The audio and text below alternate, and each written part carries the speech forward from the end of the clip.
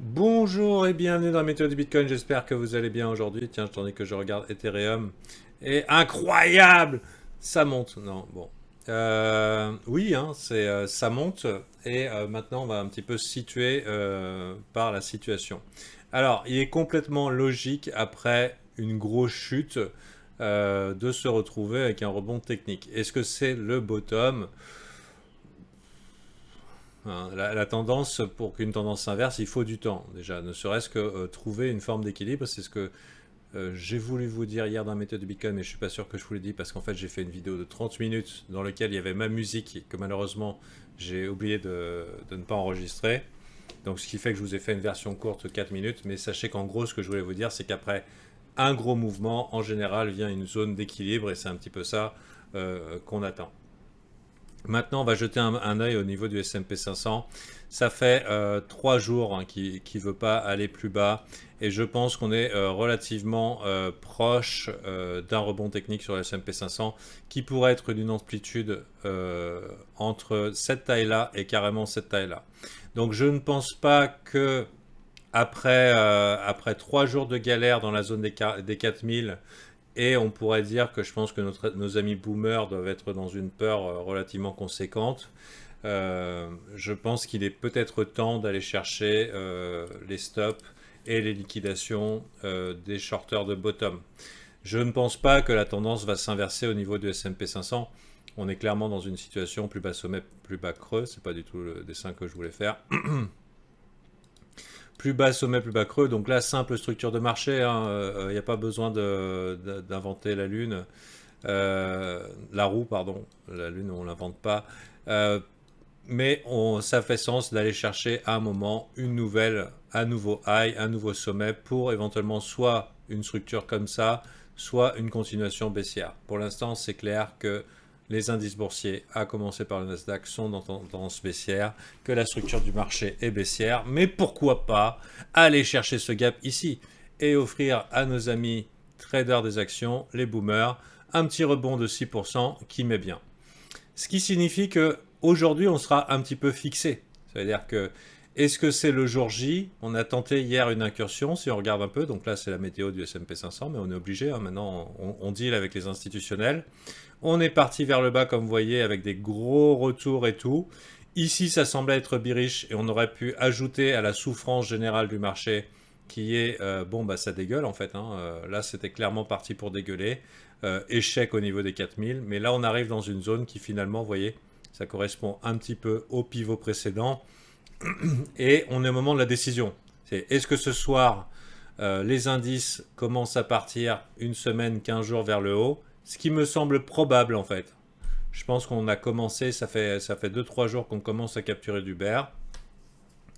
Maintenant, il serait peut-être temps d'aller chercher les stops. Confirmation avec un mouvement et une acceptation au-dessus de 4040. Et je pense que ça peut être un mouvement assez épique qui va pas forcément.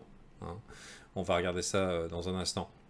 Mais toujours est-il que, disons qu'il va pas un S&P 500 qui irait à la hausse, ça éloigne, ne serait-ce que temporairement, la possibilité de se prendre une deuxième vague juste après s'être pris une grosse vague. Vous voyez, on vous a mis la tête sous l'eau et on vous la maintient parce que pas de chance, les conjonctures sont mauvaises.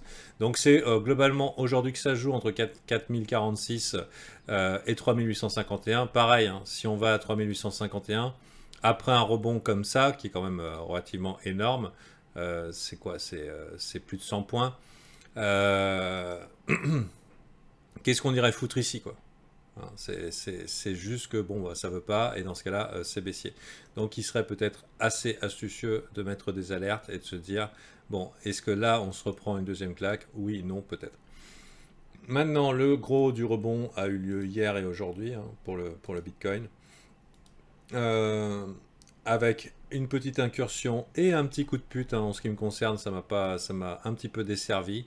Avec un BTC USDT perp qui maintient son lot ici, mais pas l'USD. Avec une petite astuce de Sioux, là, ils nous ont fait des blagues avec USDT, USD, et malheureusement, je n'ai pas donc pu prendre mon idée de longue optimalement, enfin de manière optimale. Je suis un peu deg. Bon, c'est comme ça, c'est la vie, next.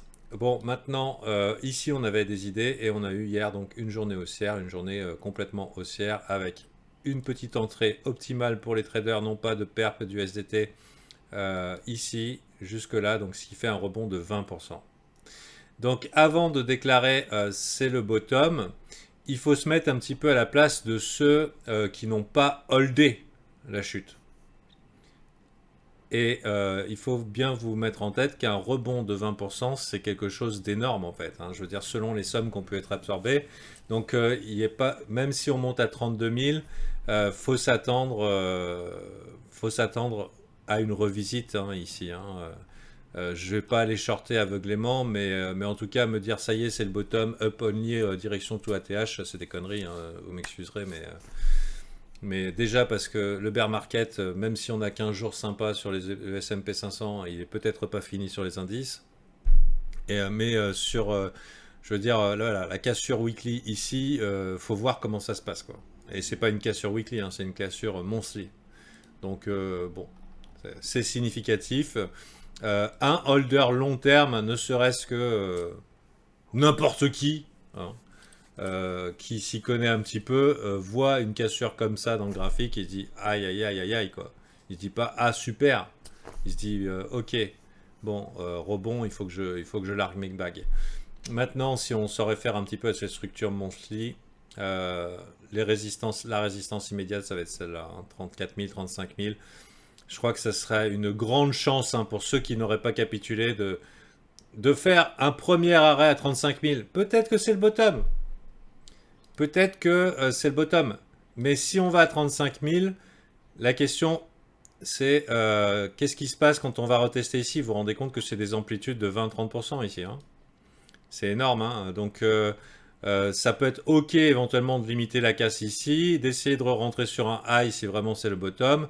Voilà. Et autre chose qu'il faut bien considérer, c'est que pendant que Mr Bitcoin se fait de manière complètement casu des amplitudes de 20% qu'on les tellement casu qu'on les voit même pas dans le graphique, c'est-à-dire que les gens ne réalisent pas que hier on a fait une montée de 20%, ce qui est énorme. Pourquoi ils ne peuvent pas le voir? Parce qu'en fait ils sont focus par rapport à leur point d'entrée. Hein, parce que, ah là là, remontée de 20%, mais quand c'est que ça revient à 40 000, vous voyez? Sauf que pour revenir à 40 000, depuis le bottom, c'est déjà un 50%.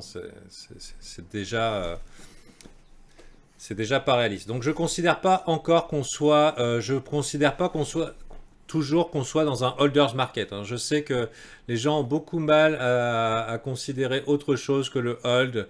Ouais, hold, à la vie à la mort, copain de capitaine de Titanic qui meurt dans le bateau. Malheureusement, j'ai envie de vous dire que ce qui a sauvé, qu'il soit sauvé. Là, je vois des rebonds de 50%, 100% sur certains alts. Putain, mais sauvez les meubles, quoi. Même si c'est le bottom, il y aura un retest. Il y aura un retest, il y aura une tentative. Parce que les premiers rebonds, c'est quoi? C'est des shorts qui vont fermer et des liquidations de shorters qui ont FOMO. Et une fois que c'est fait, qu'est-ce qui se passe? Bah, tu te retrouves avec des investisseurs long terme qui savent ce qu'ils font et qui disent ok mon gars, bon, qu'est-ce que je fais?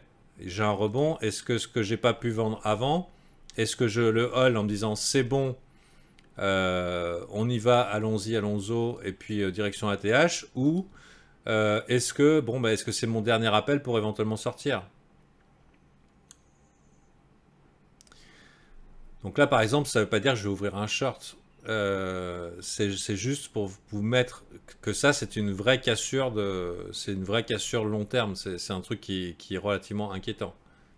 C'est relativement inquiétant. Autre chose, je sais que certains novices, enfin novices, qui ont une expérience relativement petite, hein, la mienne, elle n'est pas incroyablement longue, mais je dirais un cycle de plus. Beaucoup s'imaginent qu'on va avoir que c'est un flash crash et qu'on va récupérer. Pas du tout. Hein. Je ne pense pas. Je pense que ça va être long et douloureux. Ça veut dire que déjà, rien que ce que j'ai moi en weekly ou en 2 weeks en unité de temps pour avoir mon premier setup haussier qui me dit ouf, c'est bon, éventuellement il y a une petite chance que ça soit le bottom. Donc des setups long terme qui m'autorisent à aller grosse couille, c'est pas avant la fin du mois de mai. Alors, bon, maintenant, simplement pour vous dire, c'est juste pour que si jamais vous êtes dans la tête, là j'ai vu un mec dans le chat qui dit ouais, et qu'est-ce qui se passe si vous êtes en USD? Ce qu'il y a, c'est que les mecs à 60 000 ils disaient la même chose. Ouais, vous êtes en USD et vous allez voir la bougie verte. Et ah, en fait, il y a plus de chances que notre bottom cette année, donc je pense que 2022 verra peut-être un bottom. Il y a plus de chances qu'ils prennent 6 mois qu'un mois. C'est-à-dire que les gens se focus sur, considèrent que cet événement est une anomalie de type 20 mars. C'est pas le cas. Pour moi, c'est vraiment pas le cas. Il y a encore vraiment beaucoup trop d'espoir. Comme je vous disais, au moment du rebond, qui va acheter la pump? Avec quel sous? Les gars, ils ont all-in au-dessus. Et si jamais ça venait à repartir alors qu'il n'y aura pas beaucoup de volume, là ces rebonds ils n'ont pas besoin de beaucoup de volume, vous savez pourquoi les rebonds ils n'ont pas besoin de beaucoup de volume? Je vous explique. Au moment d'une panique extrême, les gens ils attendent pas bien sagement avec des ordres en se disant bon c'est bon, je vais attendre que ça remonte et puis je vais sortir bien calmement. Pourquoi? Parce que le trading ça implique de l'argent, l'argent ça fait appeler l'instinct de survie. L'instinct de survie nous fait réagir le plus violemment possible et quand vient la peur, t'as pas le temps de réfléchir. Quand tu te fais bouffer par... Quand il y a un tigre à dents de sabre, je parle de notre ancêtre, de la préhistoire, il voit un tigre à dents de sabre, il se dit pas, bon, bah, je vais marcher doucement. Non, direct, il court. Voilà, donc pour le trading, c'est pareil, instinct de survie. Au moment de la panique générale, on en avait parlé, vendredi, il y a 15 jours, je crois, la bouteille de Coca-Cola, 2,5 litres. Au moment où on la ressent, on appuie sur le bouton. Je veux dire, toutes les convictions, on s'en fout. Alors, et en général, ça arrive au même moment, puisqu'elles sont insérées instantanément dans tous les anus de l'univers. Au même moment, c'est le point de capitulation, paf. Et du coup, il n'y a plus d'ordre dans l'order book, parce que les gens vont market sell. Il faut survivre. Du coup, les ordres sont vides, et tu as les shorters qui disent ah, c'est peut-être un bon moment pour racheter son short. Parce que quand tu rachètes ton short, en fait, t'achètes. Ce que tu as vendu, il faut le racheter. Et il n'y a plus beaucoup de liquidité. Et en plus, tu as des mecs qui ont shorté le bottom parce qu'il y a toujours des gens pour courir après les mouvements verticaux. Et du coup, des liquidations, machin et tout. Et du coup, ça remonte sans volume. Mais ça ne veut pas dire qu'il y a... Effectivement, ça peut être des amplitudes incroyables. Et c'est là où je veux en venir. Faites attention à ne pas vous faire découper. C'est pas parce que ça bouge comme des trucs de fou que vous êtes forcément disposé à y arriver. Parce qu'actuellement, là, on agite les pompons. Et volatilité énorme, générale et partout. C'est super quand on trade.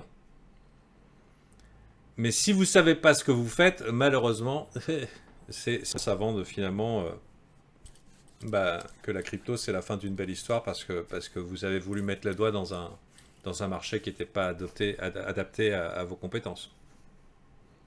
Enfin bon, voilà, tout ça c'est pour dire soyez prudents dans ces moments de volatilité. Il y a des moments de volatilité intenses, ça bouge dans tous les sens, ça bouge très vite. C'est super à trade, c'est incroyable à trade, mais si c'est juste pour participer, courir après les pompons, vous risquez de vous faire découper.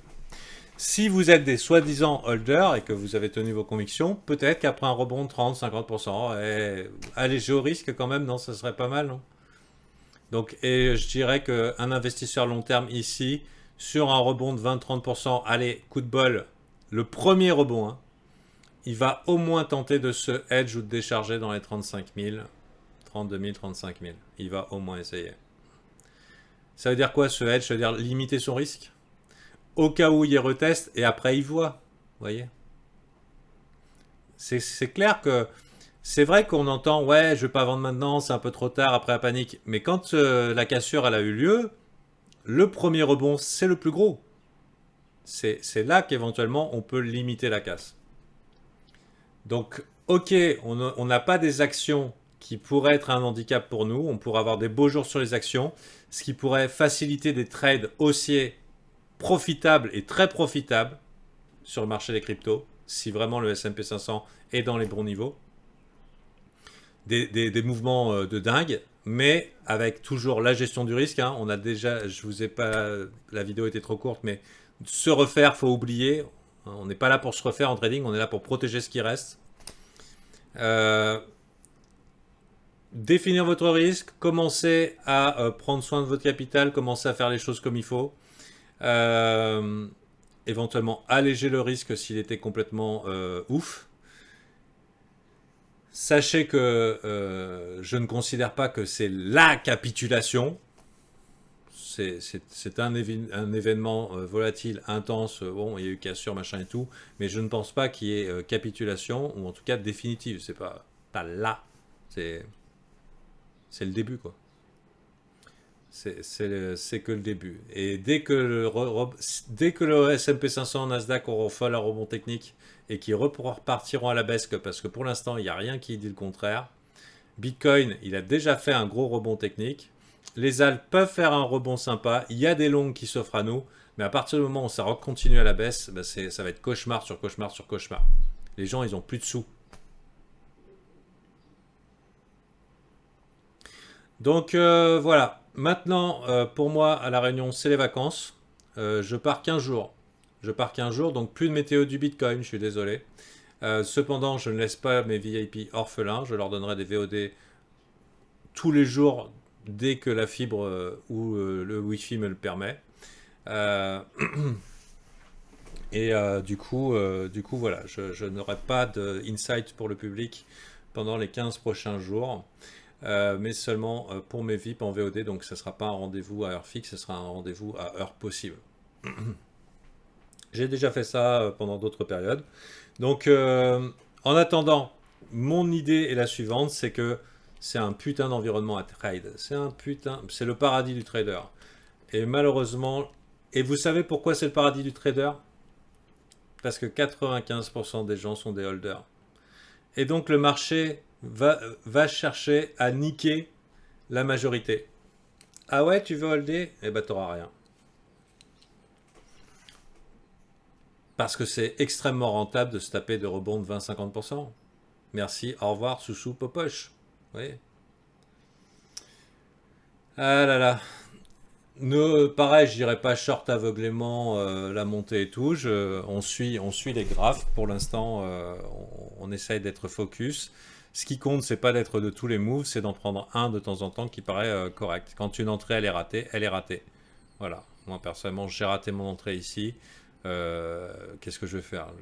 Je cherche un autre trade et probablement du côté altcoin. Et si je l'ai pas, bah, j'attendrai d'avoir une autre direction. Voilà. Comme je vous dis, c'est pas parce que ça bouge qu'il faut en être. Et maintenant, si le marché vous fait le cadeau, allez, d'avoir un rebond incroyable et complètement inespéré sur votre shitcoin de l'infini, je sais pas quoi. Peut-être que c'est la chance que vous rêviez il y a 2 jours quand vous étiez en train de gerber, quoi. Enfin, vous excusez. Pourquoi je dis en train de gerber? C'est parce qu'en général, quand on perd beaucoup d'argent, on a la gerbe, hein. C'est des signes de bottom. Euh, et je pense qu'il y a eu il y a eu de la souffrance là. Donc sachez que en reprenant vos esprits, et j'ai vu quelqu'un, et ça c'est le grand piège des bear markets, hein. Des gens qui pensent que ah là là, mais si je suis en USD, qu'est-ce qui se passe si ça monte à la TH en moi? Mais oh, d'ici que ça refasse un 700%, tu crois que tu n'auras jamais le temps d'acheter? C'est bon, quoi. Je veux dire, les graphiques ne se retournent pas en 3 jours. Vous vous rappelez quand les... Regardons ce truc-là au pif. Vous vous rappelez quand les graphiques ils faisaient... Fiou-fou, fiou-fou, fiou-fou. Hein? Grosse tendance haussière, méga crash. Qu'est-ce qu'il fallait faire? Buy the fucking dip. Crash de 15%, on attaque, pam, ça repart et tout. Bah, je vous donne un scoop, hein. C'est la même. Sauf que c'est dans le sens. Donc, pensez que ça va s'inverser. Non, la tendance est très claire. Gros chute, buy the fucking dip, tu vois, inversé.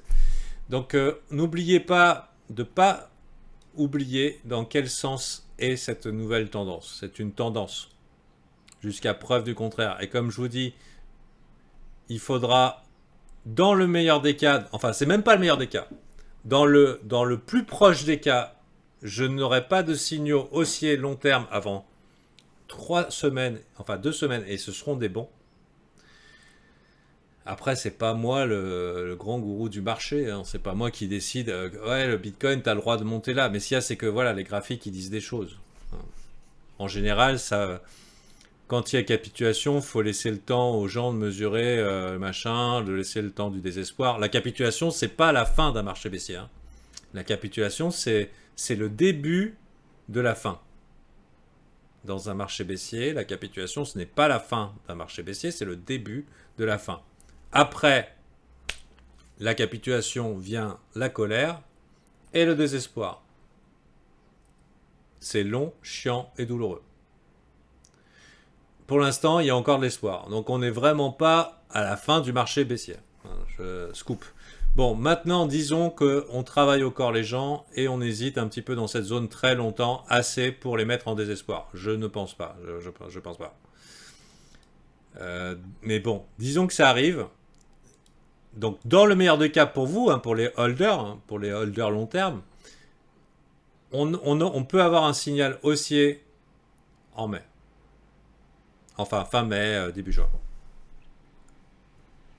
Cependant, ce n'est même pas le meilleur des cas. Ça sera un beau rallye, hein, direction 50, 50 et plus.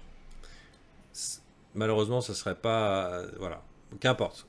Mais personnellement, je nous souhaite sincèrement, enfin moi je me souhaite sincèrement, qu'on aille dans les 10K et moins. Voilà. Je préfère ce genre de bottom. Qui ne soit pas juste un spasme opportunistique, mais un nettoyage total et profond du marché. Bien sûr, ça plaît à personne. Mais bon, vous savez, le profit dans les cryptos, il est fait quand il est fait dans les massacres. Bon, sur ce, pour l'instant, dégâts techniques et on attend la suite. Et puis Traders Market, pas Holders Market. Et puis 15 jours de vacances. Je vous souhaite le meilleur. Bien sûr, VIP, je vais pas, avec ma religion, je n'ai pas le droit de dire je vous adore, mais je vous kiffe grave. Voilà.